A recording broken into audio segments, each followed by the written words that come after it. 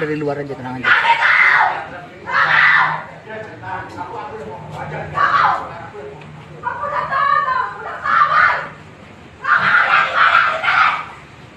Syedaralun, Kejaksaan Negeri Serang resmi menahan artis Nikita Mirzani di Rutan Kelas 2 Serang pada Selasa 25 Oktober 2022.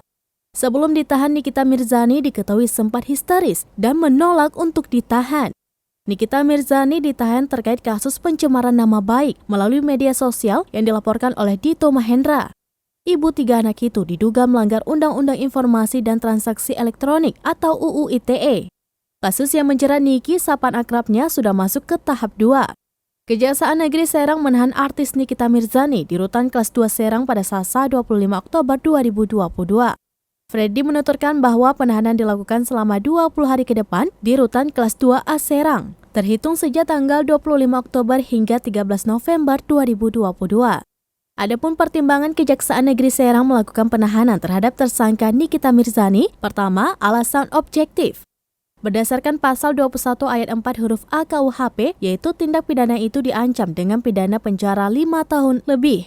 Sedangkan alasan subjektif pasal 21 ayat 1 KUHP, yaitu dalam hal kekhawatiran bahwa tersangka akan melarikan diri, merusak barang bukti atau menghilangkan barang bukti dan atau mengulang tindak pidana.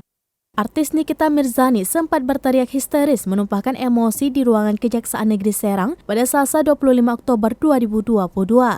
Kejaksaan Negeri Serang menahan artis Nikita Mirzani di Rutan Kelas 2A. Kejaksaan Negeri Serang menahan artis Nikita Mirzani di Rutan Kelas 2A Serang pada Selasa 25 Oktober 2022.